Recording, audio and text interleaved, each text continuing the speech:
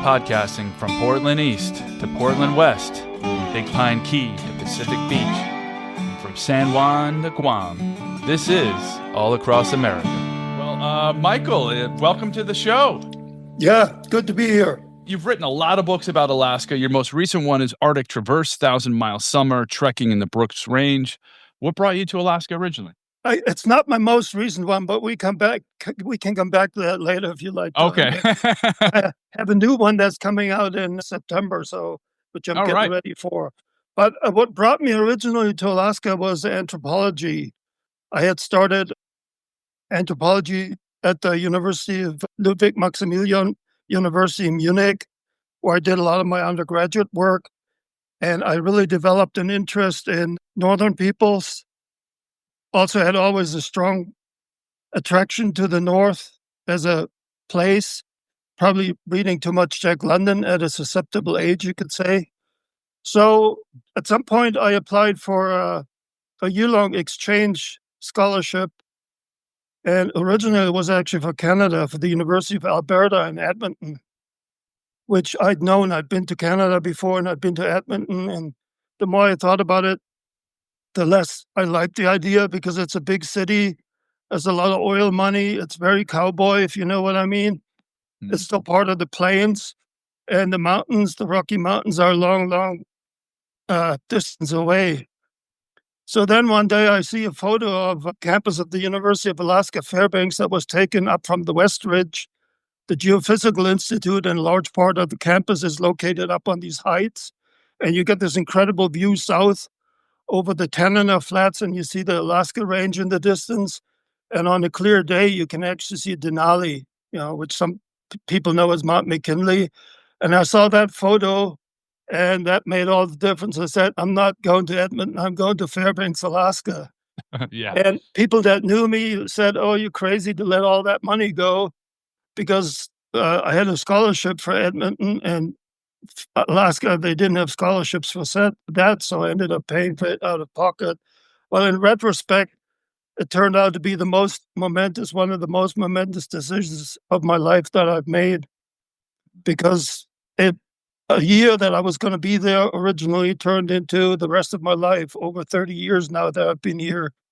Wow. They got me a research assistantship and a teaching assistantship, and I ended up entering the master's program and finished a master's degree there. Did some incredible work in northwestern Alaska in my first year as a student, where we were doing work for the Park Service in Gates of the Arctic National Park, a land use of subsistence study. And then I even started embarking on a PhD, but you shouldn't say that here. I'm a lousy grant writer, so I couldn't get the money for the field work for the research that I had planned to do in a year in a little native village called Arctic Village, which is just outside of Gates of the Arctic National Wildlife Refuge. So basically, I also realized I was teaching some summer sessions there at the university, including a class called Native Cultures of Alaska. And I realized at some point that I just wasn't the best classroom teacher.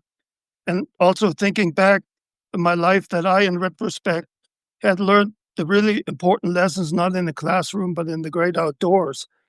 So long story short, I dropped out of the PhD program, and it being late spring or early summer, about the only work to be had was that interested me was work as a river guide on the Matanuska River, a little south of between Fairbanks and Anchorage. And so I got started there and got training. That's where my whole long 25 years plus of outdoors education and as a wilderness guide, that basically took off that summer there. That was my first job in that field.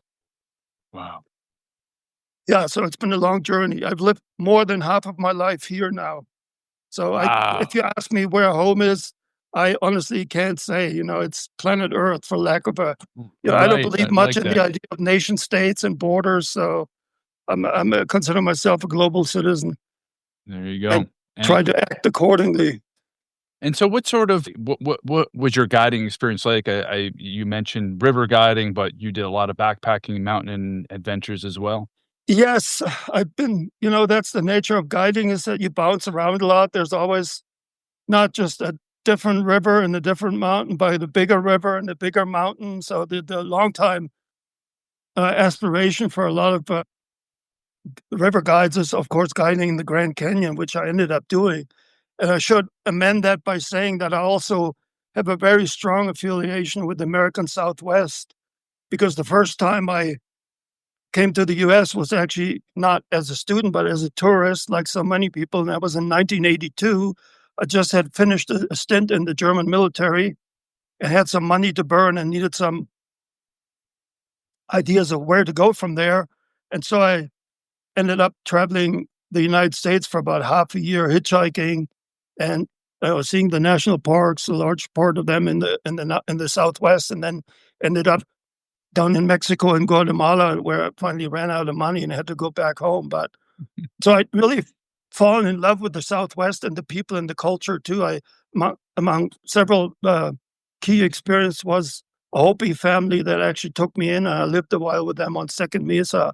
So that in turn, again, fed my strong interest in anthropology and in other cultures, and eventually led to my attending university and pursuing a degree in that field.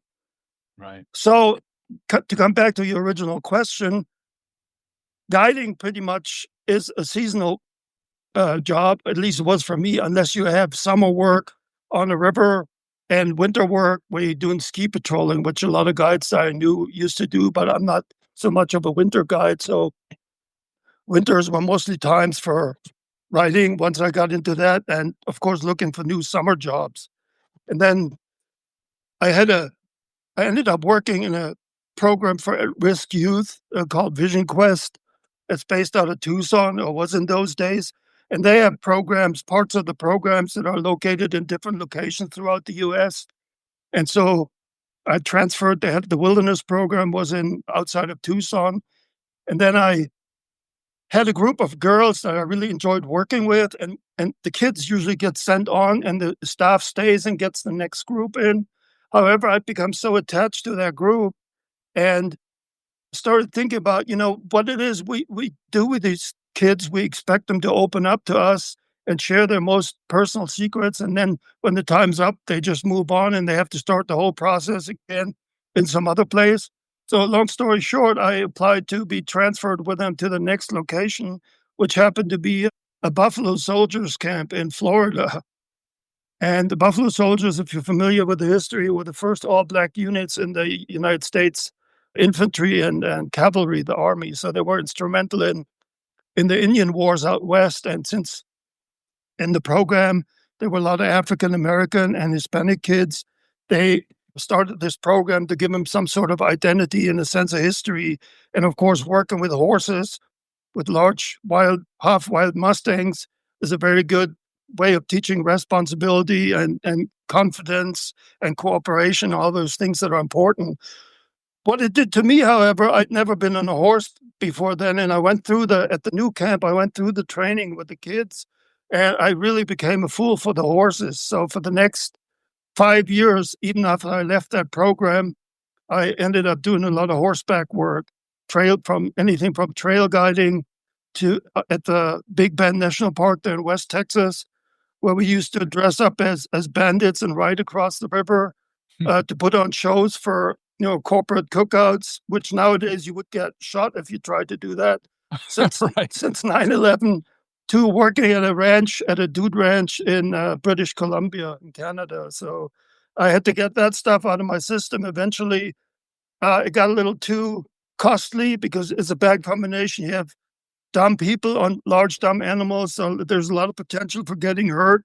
And I just didn't have very good health insurance, so I said goodbye to the horses and went back to more educational outdoors activities, including stints at Outward Bound here in Moab, and then also up in Alaska.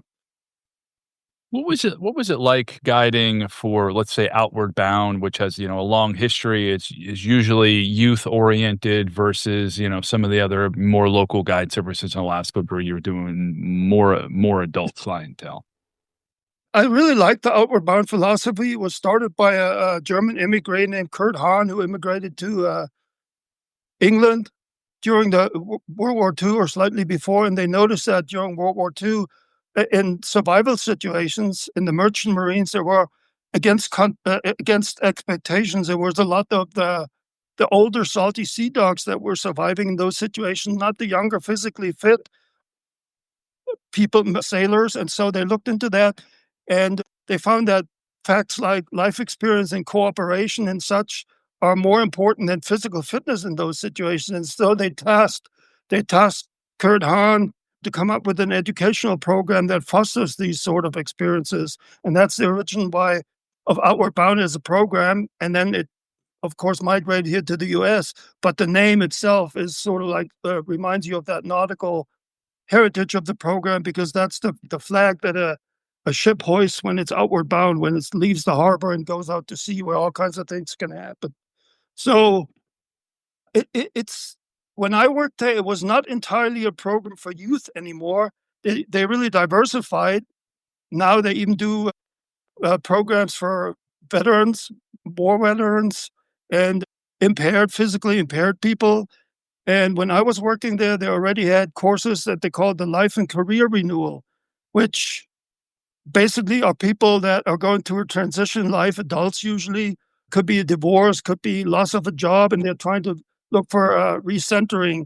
And so these courses are geared towards that clientele. So it was a really nice mix of different groups of people. The difference, of course, was that it was not a commercial program. So the emphasis was largely educational, which I still try to incorporate a lot in the commercial guiding I've been doing.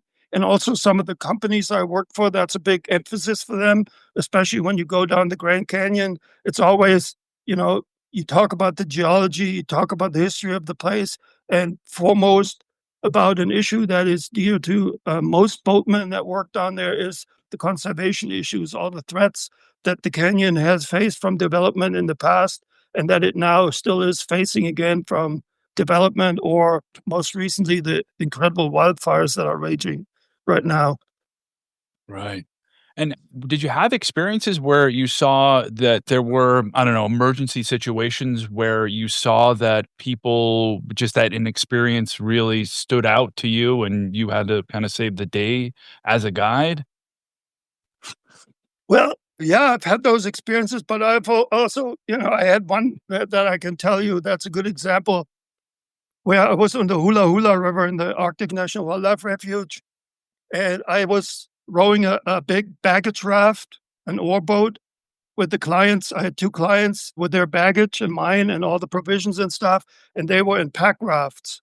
So they were off doing their own thing, and there was a boulder garden, and they went through the boulder garden, and one of them flipped, and I was in the big boat, and I was ahead of them, and I couldn't pull out right away. So I pulled out on shore below the boulder garden and was planning to hike up and to see what kind of help they needed, what kind of situation I was dealing with. And because my mind, I was so absent-minded, focused on this situation, that I made a big blunder and forgot what I normally do. What I'm supposed to do when I step out of my raft onto shore is call hey bear, because you don't want to surprise a grizzly that's up there on shore. And sure enough, I step on shore, and 20 feet from me, there's a grizzly, a female with two cubs, and she's standing up and charging right at me. And it was actually turned into the hairiest situations that I've experienced in my life, where I actually had my bear spray out and sprayed her in the face. Whoa. And she circled around. She turned on her hindquarters and did a circle and came back for another charge. And I tried to spray her again, and my spray can with my bear spray was empty.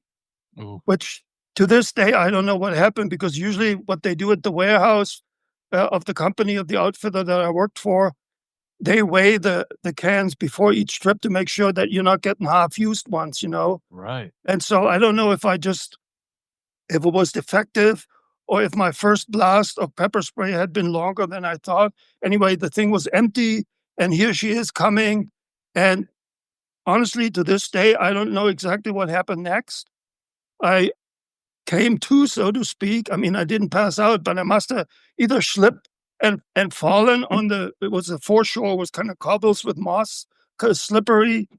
And I don't know if I slipped and fell in my hip waders, or if I instinctively laid down and curled up in the fetal position, which they say is one of the things you do when you can't avoid being attacked by a bear. The next thing, I was expecting to be torn into and nothing happened. And so I look up and cautiously look around, check to see if any limbs are missing, because sometimes what happens is you get up too soon, the bear is still in the vicinity and you get another charge going. But she totally was gone. And so I got up, I sat on my raft, my knees were shaking, and I was totally adrenaline was rushing.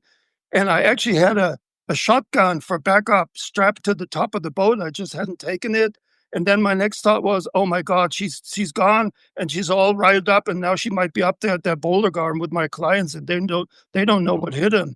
So I grabbed the shotgun off my raft and start jogging up there, and they're standing there. One guy all shivery because he'd just been swimming in the boulder garden there. And I come running up and I'm still all pumped with adrenaline. And I start yelling, "Where is she? Where'd she go?" And the guys look at me and says, "Who?" And I said, "Who? Who with a bear that almost killed me, you know?" And it turned out they never even laid eyes on her. She must have totally taken her cubs and gotten out of there. And that's typically what a female with young ones will do. She's not out to kill you, to maul you. She just wants to remove the threat that she perceives to her cubs. Anyway, that's an example not where my expectation always was like you. I help my clients out of pinches, and I never thought that I could be the one that actually needs help more than the clients. And the practical consequence of that experience to me was, I carry a satellite, or I used to carry a satellite phone out there for emergency situations. And I never thought of actually showing the people that I guided, how to use one of those, because I was always expecting if something happens out there, it'll be them and I have to call for help. I was never thinking that I actually might be incapacitated and that they might have to use that thing to call help for me to get me out of there.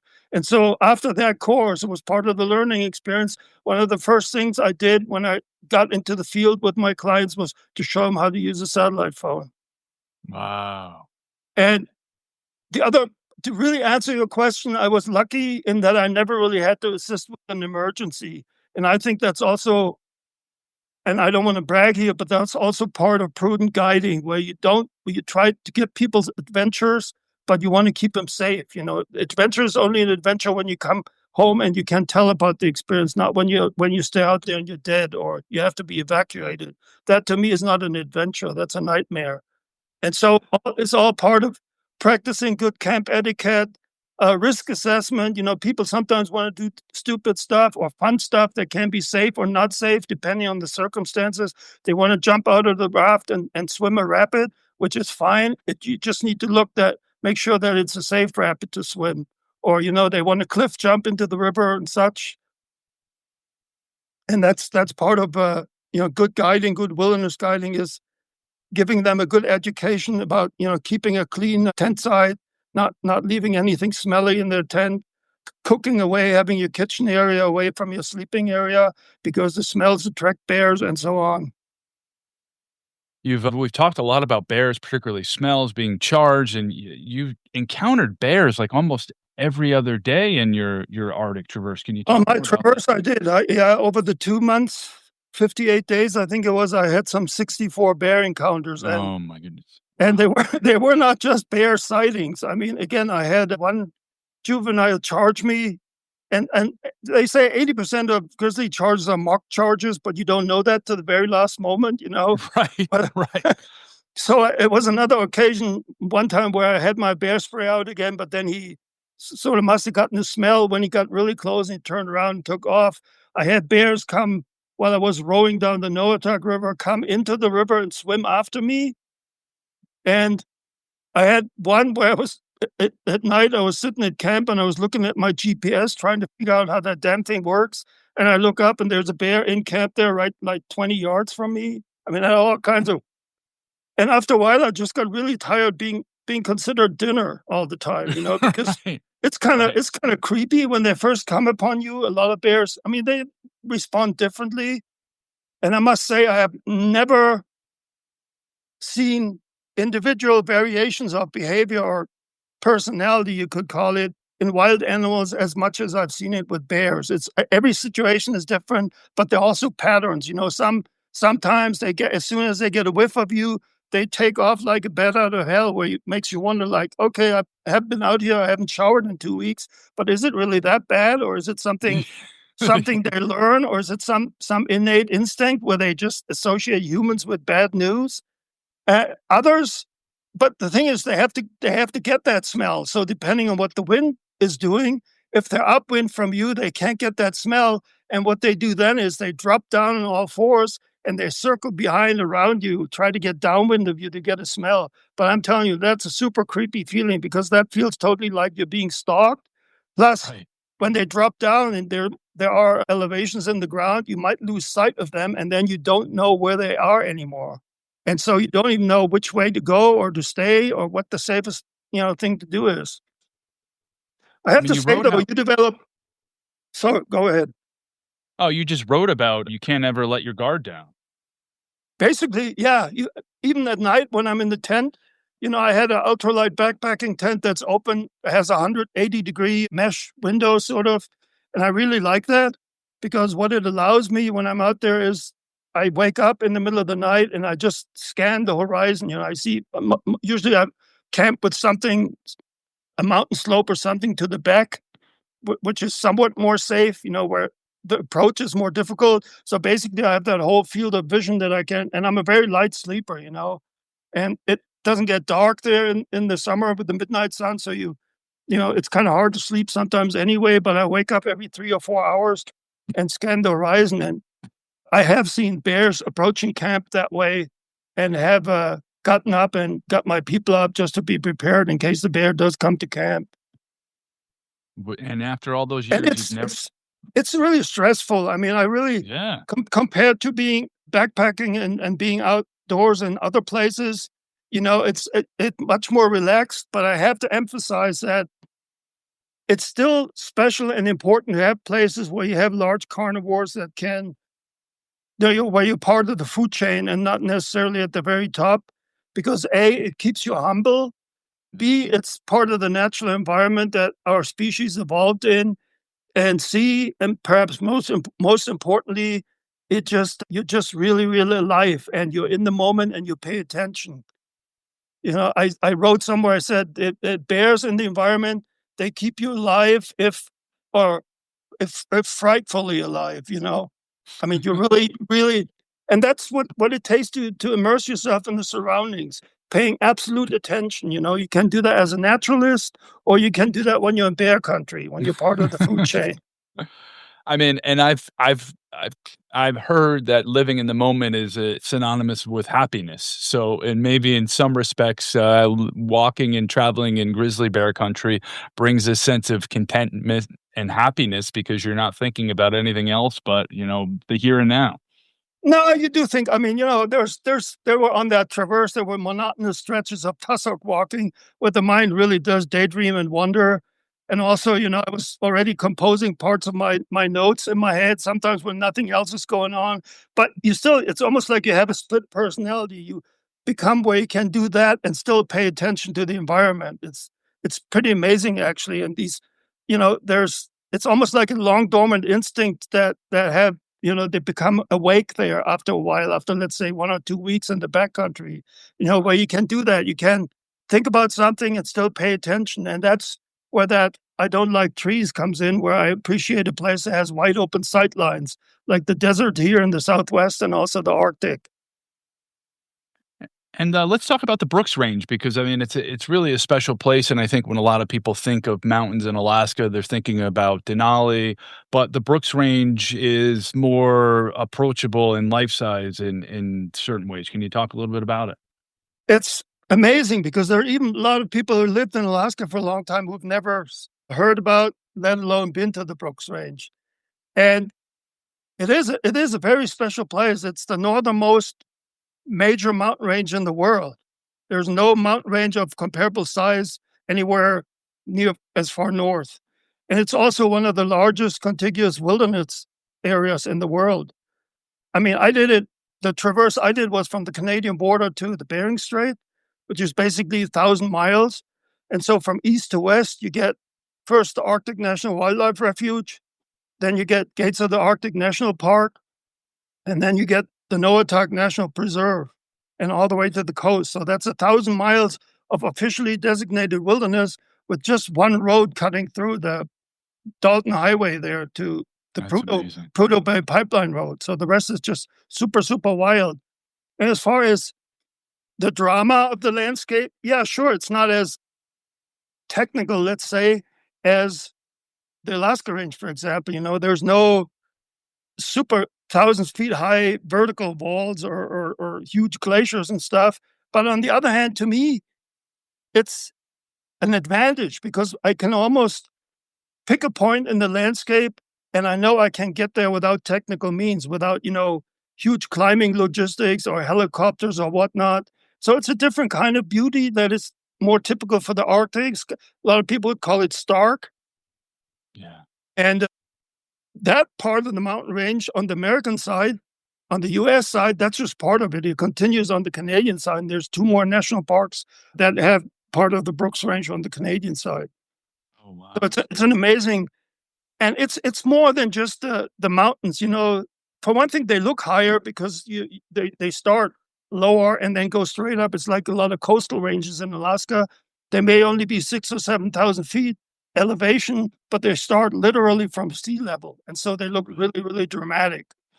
The other thing is it's just really not very crowded yet compared to some of these other places. Even in Alaska, Denali, especially the national park there, you get really, really a lot of people, and they have a permit system in place now, similar to the one that they have in Grand Canyon, where they have the park zoned, and then you need to, if you want an overnight permit, you need to apply for a particular zone, and they only let so many parties per day into each zone, and so if that zone is already full, then you can't go there. You have to go some other time, or you have to go to a different zone.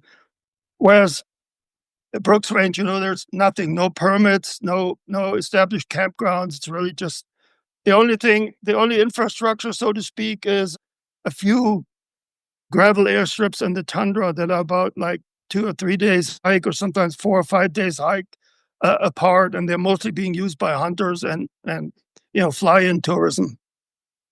And can you talk about, you did, I think, 9 food caches through that trip. Can you talk about those? And that seemed to be a big logistical challenge in the midst of, a more physical and mental challenge.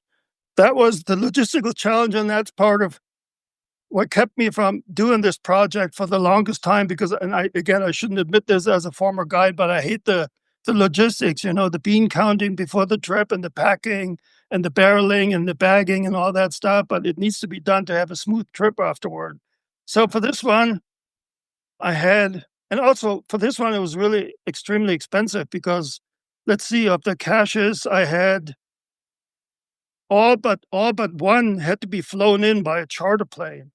So, and unfortunately, I didn't have to pay for the whole charter flight. What they did is they took my food caches and they threw them in the plane when they had other trips that were going out to the same airstrip, and then they would just drop the cache there at the airstrip in a special barrel that they have that is bear proof. The disadvantage of that was that I had not been there and seen exactly where the cache was, or sometimes even where the airstrip was. And so that caused, during the traverse, some problems. No, because we also were using, I think part of the problem was we were using different GPS coordinate systems, and I'm really not very good with this. So it's the only time I ever used a GPS, and I was totally off on some of my coordinates. But there were also problems like the cache on the Wind River, for example, had been dropped on an island. The airstrip is an island where the Wind River goes around two branches, and the cache is in the middle on the island. And by the time I got there, it had been raining for 30 days, pretty much straight.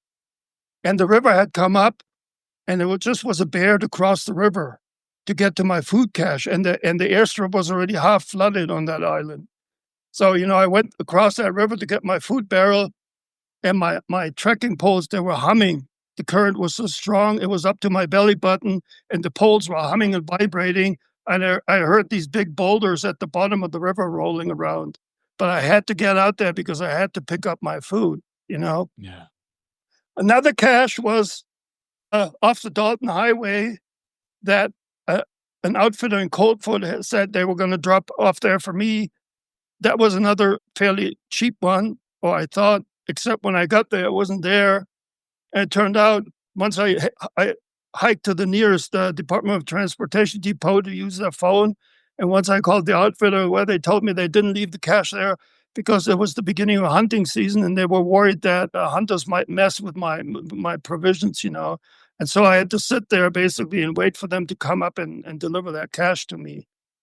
By far the easiest and the cheapest cash that I put in was the one that I mailed to myself, general delivery at the post office in Anaktuvuk Village. I just went there and picked it up at the post office. And Anaktuvuk Village, if you're not familiar, is a 400 resident Inupiaq Eskimo community right in the heart of Gates of the Arctic National Park. It was grandfathered in when they turned that area into a national park.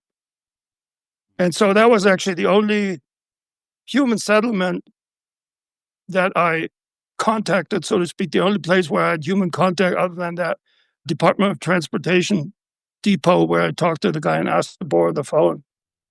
So for 2 months. Yeah, you live a lot in your head. Yeah. I mean, what is that like? I mean, it's such a different experience. One, being a guide because you're with people, but also you're in charge in many respects. Whereas solo, you're on your own. There's nobody around.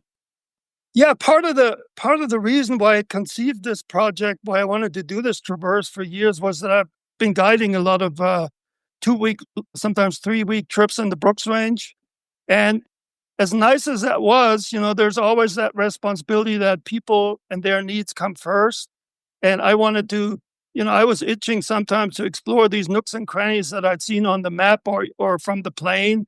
And so then at some point I said, I want to go there and do a long trip just by myself. Just also, it's such a different experience, whether you're in the backcountry by yourself or with people, the responsibility in both kinds are incredible. In the guided trip, it's your responsibility to keep the people safe. And then when you're going by yourself, it's a responsibility to largely keep yourself safe, and not cause a search and rescue action that might endanger other people. Right.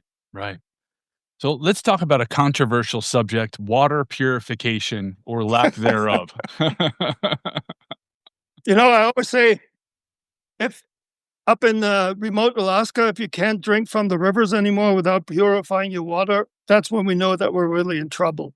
Right. Yeah. And so, as a rule, I never did, and I never do, except when I'm at places like near villages downstream from a village, or where drop-off points for a lot, like there's Grassers. It's called Grassers. It's an airstrip in the Upper Hula Hula that gets a lot of traffic nowadays with groups that are flying in and camp there for a day or two before they start floating down the river to the coast. And so those areas tend to get impacted a little more.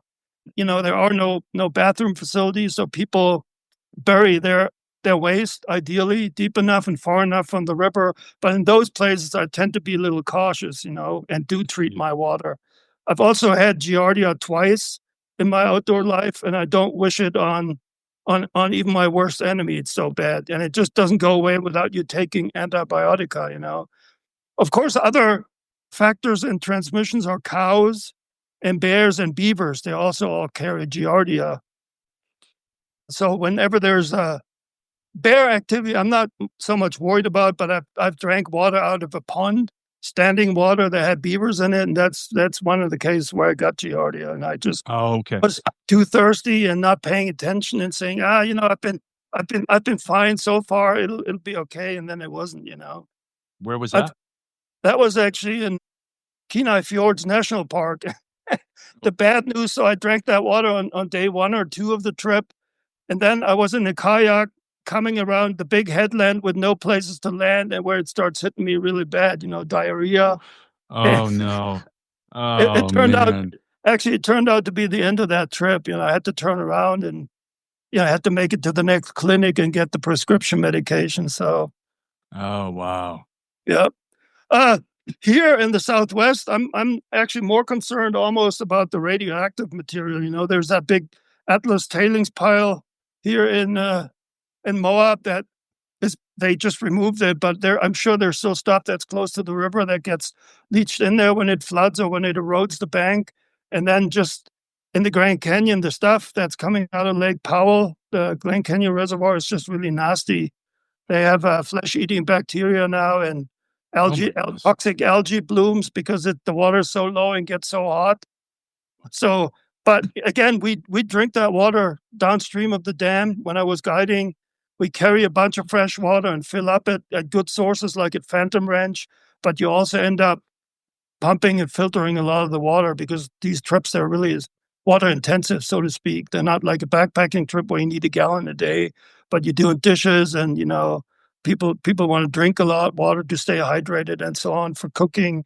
So there's a lot of water treatment going on in those places.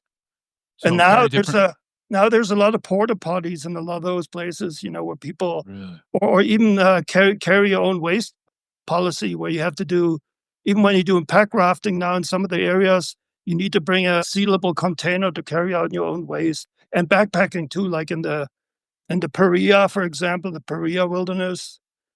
So, and that's a good thing because it helps maintain these places, but it's also a sign that maybe they are seeing more use than is good for them and for us. And it takes away from the wilderness experience, of course, too, when you have too many visitors in the place. Have you seen there been a massive increase in people in your 25 plus years in guiding and wilderness exploring in the United States? Yes, I've seen incredible places that I didn't think anybody would know about, and then outside, especially Anactuvo Pass, which is fairly accessible. And the bonus there, if you're looking at it from the economic side, is you don't have to charter a plane to get into Anactuvo Pass.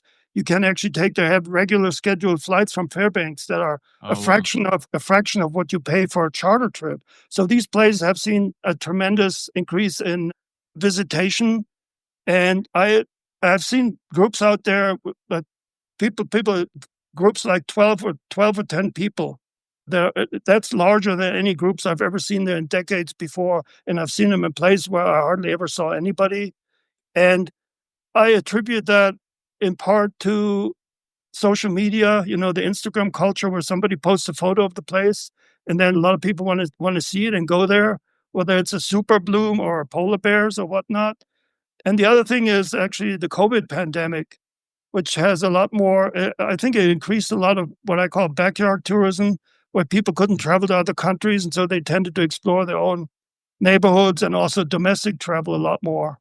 So I think we've definitely seen and then you look at the visitation numbers of parks, even sort of like mainstream parks like Arches and Canyonlands, and there's considerable uptake because chambers of commerce have actually been promoting that as a important source of revenue.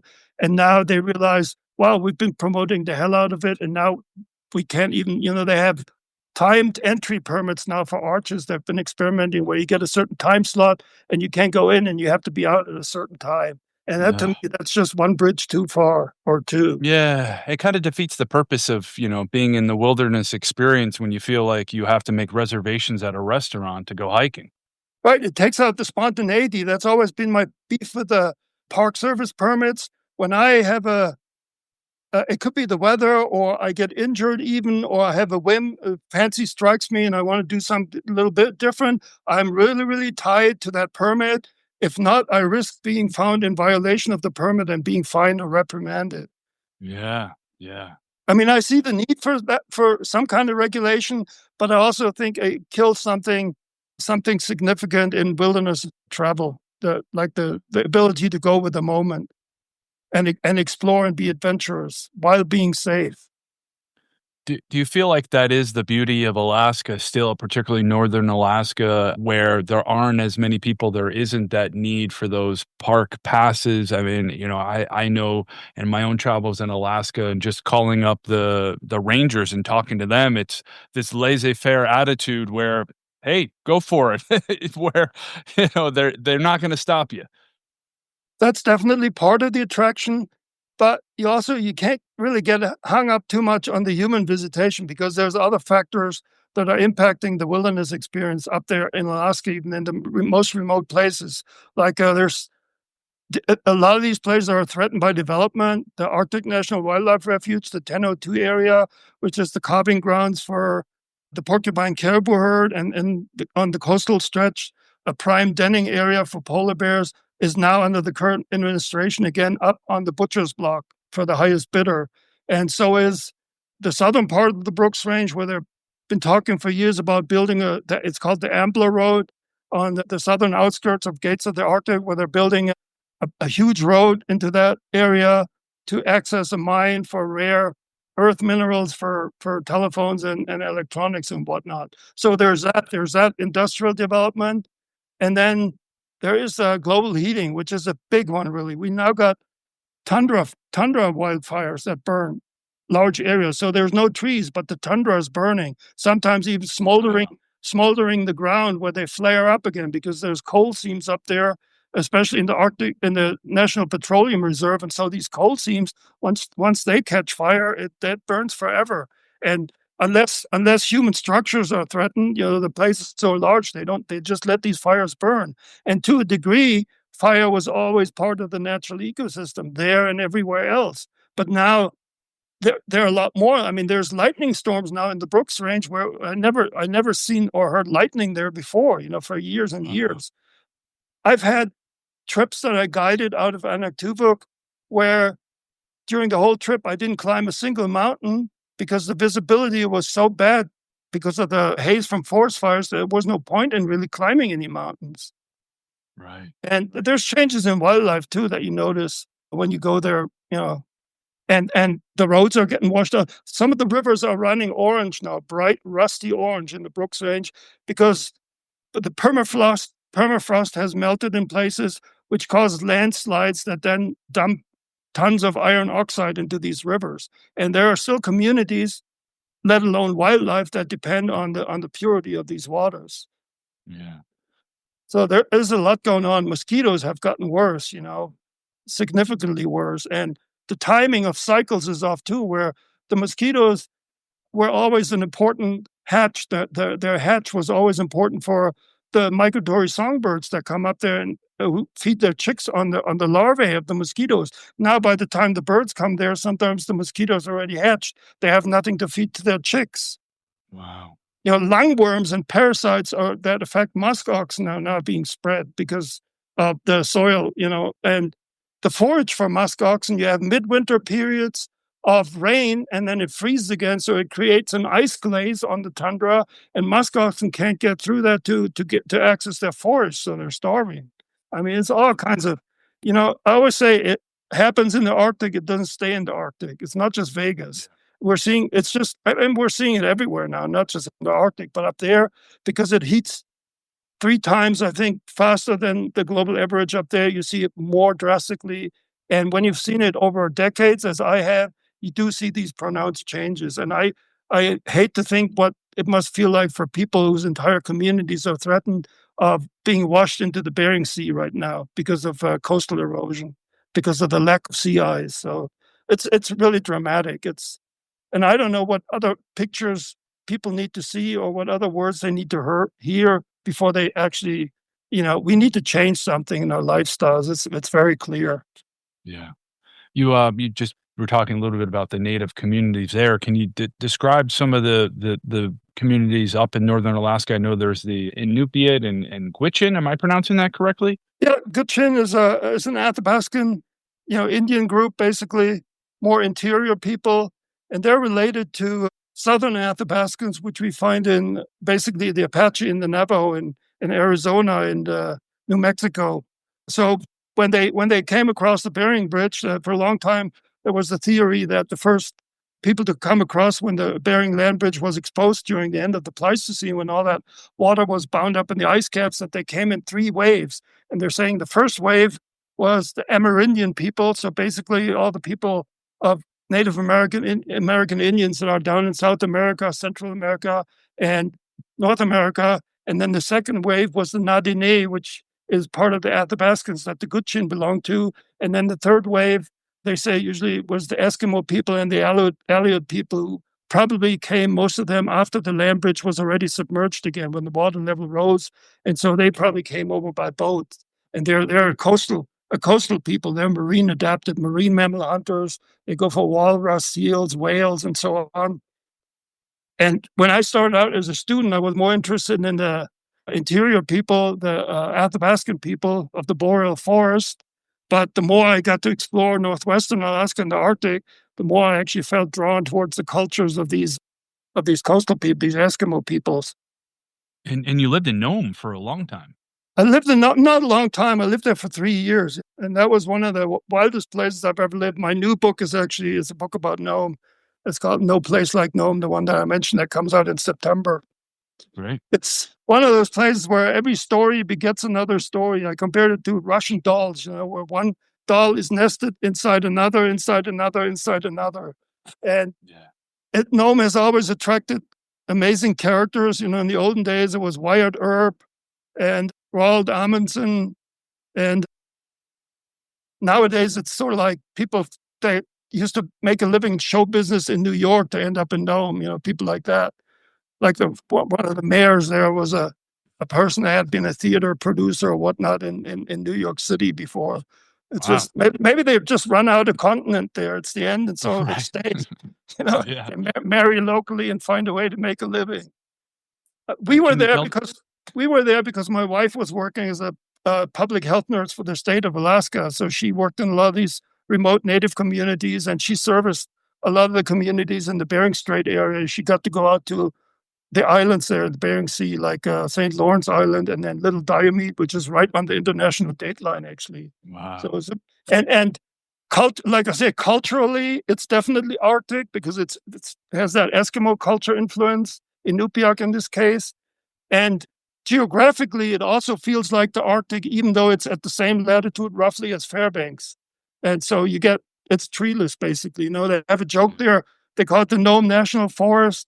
Well, what it is actually is after Christmas, when their Christmas trees turn brown, the people take them out and plant them out on the sea ice and call that the Nome National Forest. And can you tell the story of how Nome got its name? Well, it's not quite clear. There's various stories, but one of the stories is that a geographer for a survey party was copying a map and he made an annotation that said Cape, and then in parentheses after Cape, he had name and a question mark because he couldn't find a Cape. And then somebody supposedly read this at Cape Nome. And then, so there is still a place called Cape Nome now, but during the gold rush, when Nome was first founded in 1899, it was actually called Anvil City. And that's name comes from a rock formation that's on top of a mountain outside of Nome, and also Anvil Creek. So it looks like an anvil. It's shaped like an anvil. And then Anvil Creek was also the location where they had the first amazing strikes that sparked the whole thing, the gold rush to Nome. Wow. So in the book, you have what seems like a love-hate relationship with technology. Can you talk a little bit about that? There's no love. I don't know where you get that. No, I'm a total dinosaur. I had an email for a long time that was my email handle was Ned Ludd in Moab when I was working when I was living in Moab, because Ned Ludd, as you may know, is the father of the Luddites, the people that went out during the Industrial Revolution and smashed looms and sabotage. Sabotage. The word itself, as Edward Abbey pointed out, is when the workers were throwing wooden clogs or sabots into the machines to make them stop. I have not driven a car since 1982 when the military made me, and I do not own a telephone, and I'm not on social media. I only got a computer because I have to for my work as a writer, and I do have a website that people can go to, but that's about it. I was born too late and in the wrong place, so I had 2 strikes against me. And while we were corresponding, you had talked about your book about the Grand Canyon, a walk in the park, and your experience there with your partner. Can you? Well, that's the chapter that gave the book its name. There was another. So after the year after I did the Arctic Traverse, I really caught the bug of long distance hiking, so to speak, and wanted to do another project, and that was a traverse of the north side of the Grand Canyon, which also is a very gnarly for very different reasons. The landscape there is a lot harder on the human body and gear than the Arctic tundra, for example. And then the logistics, if anything, even though much of it is road accessible, they're even more involved if possible. For one thing, because you have to hike these barrels, these food caches in from the rim in various very remote locations. And then the other point is, of course, you have to deal with the Park Service, which means you can't leave your barrels there, but you have to carry them out. You have to do basically a trip after your trip and have them picked up again. Whereas in the Arctic, I could just empty the barrel and leave it at the airstrip there, and then the pilot would take it up on the next trip and ferry it out. Right. So this one was also, and the north side that we attempted to traverse on, or that I attempted to traverse on this time, north side of the Colorado River in the Grand Canyon is also largely very trailless, except for a few corridor trails. That's what makes it very different from the south side.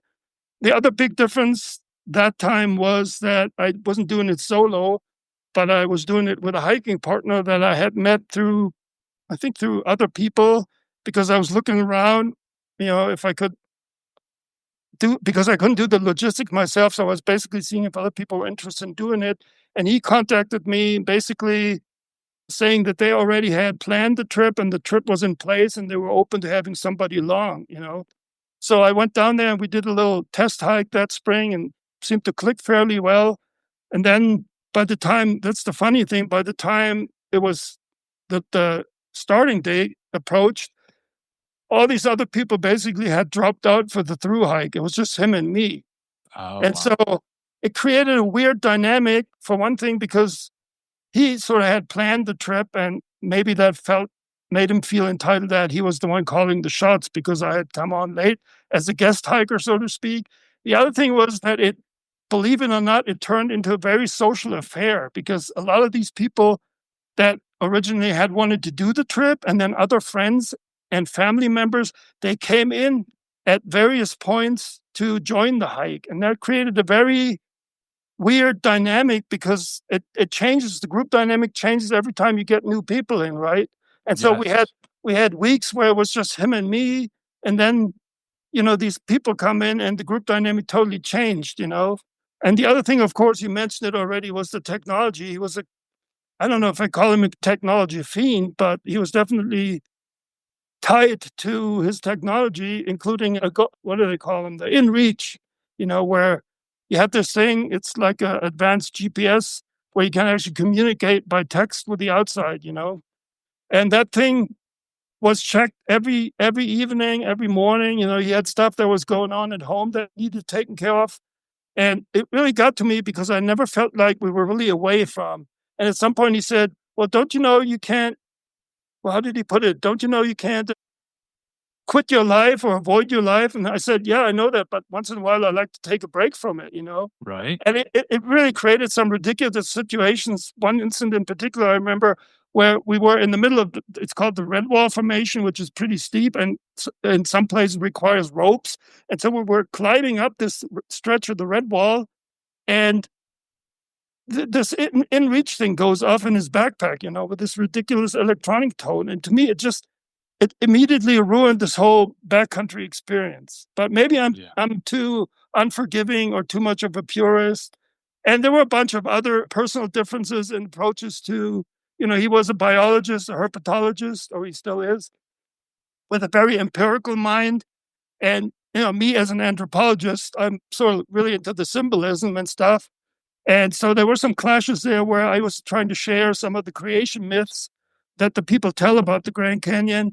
And he basically was of the opinion that that would be a disservice, superstitious. And he was saying things like there are some languages that are more advanced than others. And as an anthropologist, I just can't not say anything when somebody said, like I tried to point out to him, every language is sophisticated in realms that are important to the speakers. So if to you as a speaker, car brands and the stock market is important, you will have a very sophisticated vocabulary to express these nuances. And if somebody is a caribou hunter, well, they have a very sophisticated, nuanced vocabulary to express the different behaviors and appearances of caribou. So there is really no such thing as a more or less advanced language. And so these things eventually led to a falling out. And basically, I left the the trip early, if you can call it that, after 40 days and hiked out. Wow. He did finish though. Wow. And you've said, there's a 2-week threshold for a transformative experience. Can you talk about that? That's just a ballpark number. I don't know if, it depends on the circumstances. It depends on the individual. It can happen sooner. It can happen later. And maybe it has to do with the fact that a lot of my guided trips for 2 weeks and that I never experienced that reaching that stage, but 2 weeks is also a good cutoff point where the logistics of a trip change significantly because after 2 years at the most, you need a resupply. You need to, the planning changes and the logistics change. It makes it more, but I think you need at least, let's say, I don't think you can reach it on a weekend trip, even on a long weekend trip, this immersion in your environment, because I've seen it on shorter trips.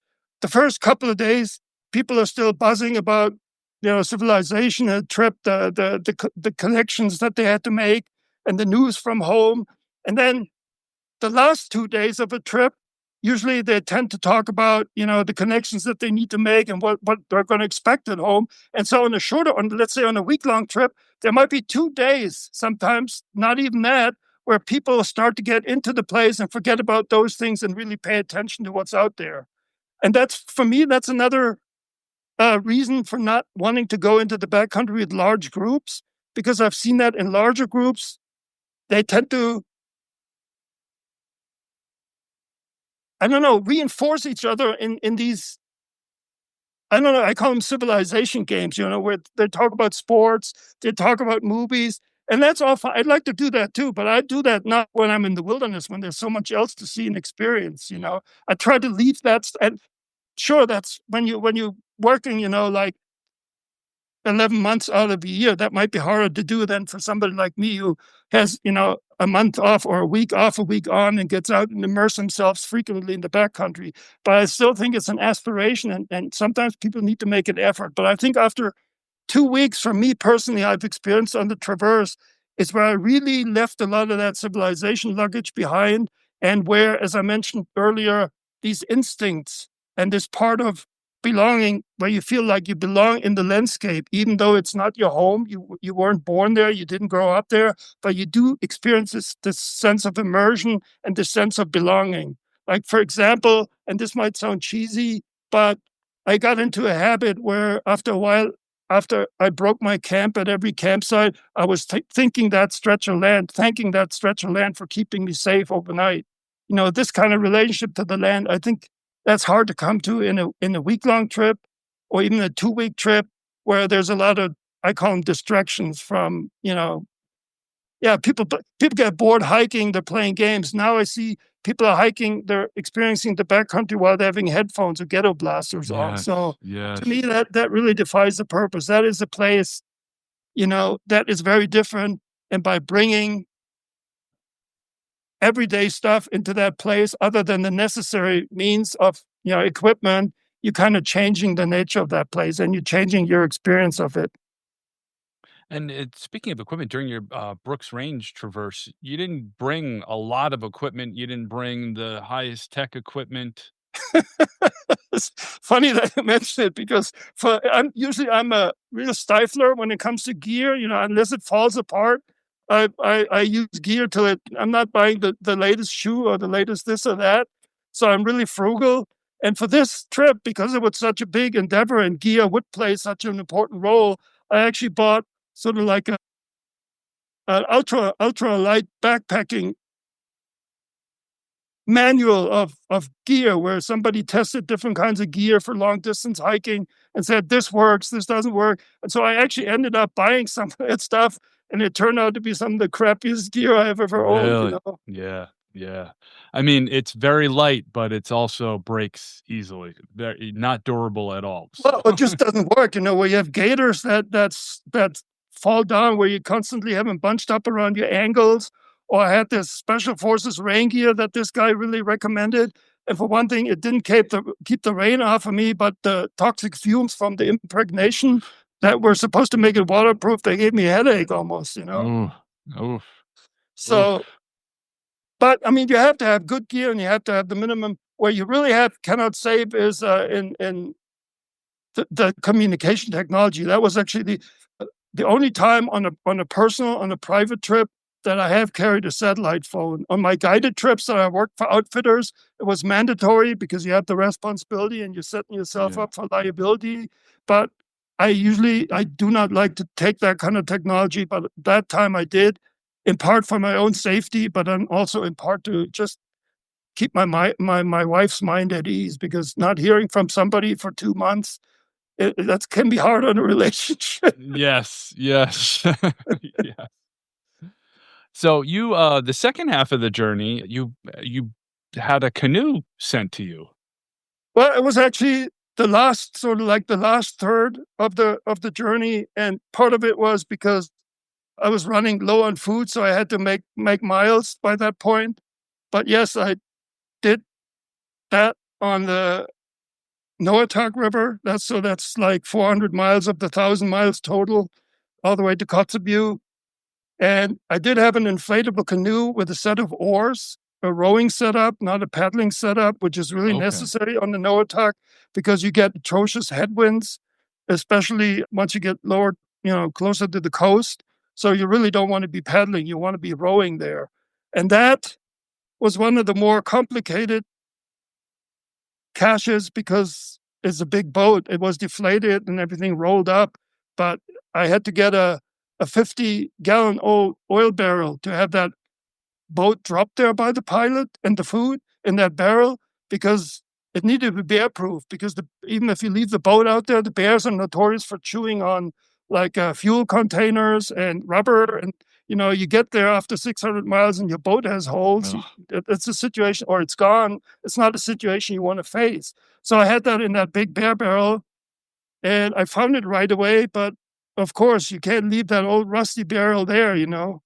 So I ended up having, and it happened so it fit nicely into the front of my boat. So I was rowing that rusty old oil barrel 400 miles down the river and kept looking at it and thinking, this is an oil barrel. This has probably been in Prudhoe Bay, where the oil comes from. And you start thinking about all these contradictions. My gear is all made out of oil. The planes that put my caches in, they run on fossil fuels. It's just, it brings up a lot of contradictory feelings and makes you realize, how hard it is to actually totally escape this system, even if you wanted to. Yeah, yeah. But I think it's Can an you important first step to be aware that we're part of it and that it's not healthy for us or the planet. And then maybe do whatever you can do in your power to make a difference. And in my case, that's speaking out for these places that are endangered now. Not that I necessarily believe that it's going to make a difference, that enough people will pay attention and stand up and protest these things. But I have a responsibility too, where I can't say I was part of it without speaking up and standing up against it. And that's where my whole attitude towards technology feeds into again too. I I realize that a certain amount is necessary, and it depends on your definition of technology. Starts basically with a chipped arrowhead, with a flint arrowhead. That's technology. So I'm Sure. not I'm not anti-technology. I just wish we could rein it in and make it actually serviceable to humanity and to the world, and not destructive of it. Yeah, yeah. Can you talk about Journey's End and getting back into civilization after a trip that long and nostalgia for, the time that you were out there? Well, we have a term for that in anthropology. It's called culture shock. And Yeah. it happens for the anthropologist. It happens initially when they immerse themselves in a culture that's so foreign to them that they don't even know what hit them. Even though with all the reading you have done, once you start living with the group that you live with and study and learn from, it's like you're like a 5-year-old again. You don't know even the simplest things, how to say thank you, or where the food is being kept, and so on, what's appropriate, what's inappropriate. So that's your initial culture shock. And then when you live with that group for sometimes years or months and you re enter our society, well, then you get another culture shock because you've forgotten how crazy some of the things, people, you live in a culture and you end up thinking subconsciously maybe that the way we do things is the best way to do things or the only way or the natural way. And nothing could be further from the truth. So this going back and forth between either wilderness and civilization or other cultures and your own is a very fruitful experience because you get to resharpen that focus of how things are being done. And so coming back from a long wilderness trip like I did, 58 days, my wife said when she picked me up at the airport in Nome, when I stepped out of that Alaska Airlines plane, she said, "Hey, you looked shell-shocked, with all that crush of bodies at the luggage pickup where everybody was jostling to get their bag of the conveyor belt. And I was in there and I hadn't seen that many people in months." Right. And then she also said I also looked like a refugee, actually, because I had lost I think 30 pounds of weight or something. So I looked really, and I hadn't even realized it till I finally got home and sat on the toilet and there was no cushioning there at the back of me. Where you once had a bottom. There was none. Wow. So, Wow. and then, of course, you have this glow. Well, first of all, it makes you really, really appreciate the little things that you take for granted, like a safe bed that you can, a soft bed, I was going to say, but it's also a safe bed because you don't have to get up every hour or two to look for bears. Right. And then a full fridge. My wife said that first night she heard the fridge door opening and closing every 2 hours. I was so starved. A warm shower, a pair of clean socks, and so on. Alas, these conveniences, the attraction of these conveniences wears off really quickly. And you're trying to preserve that glow that you experience in the backcountry, and you're trying to preserve that as long as possible and hold on to that feeling, but it will wane eventually, and it does. And so for me, the writing is one way of keeping that alive and also sort of like keeping it stoked and even reading about my experiences later. When I read what I read, I get part of an echo of that glow back. Wow. through the words that I've written. And the words were written in the field, a lot of them. It wasn't all at home. At home, it was just the refining and the sifting. But as you know, I kept my notes on the edges of the maps, on the margins of my maps, because I didn't even bring a notebook. And there's something else I need to say in the context of that is that between the experience, I did the hike or the trek in 2012, and the book came out last year in 2024 for various reasons. So, and that time between the experience and the fully writing about it, I hadn't even transcribed my notes, after I got back. And so that decade plus has really changed my outlook on the whole experience and given me a whole other perspective on what I experienced. And then also another side effect that I really liked was by going through my notes and transcribing them and starting writing the book, it knocked something loose and it brought actually back memories that I didn't even know I had anymore. Yeah. So that was very, very satisfying for me as a writer. Right. And then finding that what actually started out as a very personal journey also resonated with others. That was the ultimate gratification. Like when the book was chosen by the Alaska Center for the Book to represent the state at this year's National Book Festival in Washington, D.C. that the Library of Congress puts on. So it shows me that I'm on the right track as a writer when I can write about a personal experience so that it speaks to a lot of other people too and means something to them. And that's largely because, I write about myself, but I try not to put myself in the foreground. For me, the place and its other residents and the stories about that place, that is the foreground. That's the most important thing in a memoir for me, not my personal stuff, like my upbringing, what childhood traumas, overcoming adversity, all that popular stuff. I don't go too much into that because I don't have enough of that. But also to me, that's not what I want my writing to be about. Yeah. Yeah. Well, speaking of places, your next book is on Nome. Yeah. That's coming out. Yeah, that was over the years while I lived there. I've written articles about different aspects of the town, from ivory carving to native drumming to the history of photography there. There were a family of pioneer photographers that did excellent work. Oh, Edward Sheriff Curtis, the famous Native American Indian photographer, was there for his last volume in the 20-volume book series, The North American Indian. So I wrote a bunch of articles over these aspects over the years for Alaska Magazine, for which I frequently write. And then at some point I said, you know what, there's enough material here for an entire book. And so that was how that book idea was created. And I included some of the historical photography. I'm very partial to archival, museum objects and historical photography and such. And so I included some of those, and I think it turned out into a pretty nice one, actually. And have to see Excellent. it. And Have to when will see that how be it available? does. September 1st. All right. Okay. And how can people find out more about you? You mentioned a website. That's my website, michaelengelhard.com. Yep. Simple enough. And All right. also, if you have any feedback, any questions about, trip planning, whatever, history, whatnot, that I have expertise in, feel free. There's a contact form. Feel free. Great. That's how you contacted me, right? I think I sent you a letter Oh, initially right. yes, but that didn't never go through. arrived. The forwarding must have expired on that. Yes, but I did follow up through your contact page, so I can attest that it works. Right. So And I do get it, and I do check my email regularly. That's the one thing I do, technology-wise. excellent. Well, Michael, it's been a pleasure. Thanks for being on the show. Yeah, thanks for having me, Mark.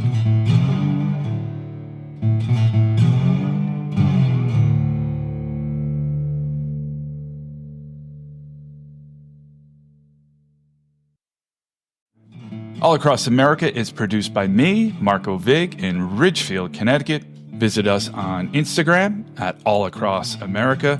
Check out our website, allacrossamerica.com. There's an interactive map with all our episodes, and there's a Contact Us page where you can send your reactions, guest ideas, and suggestions.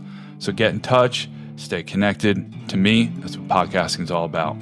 Thanks for listening.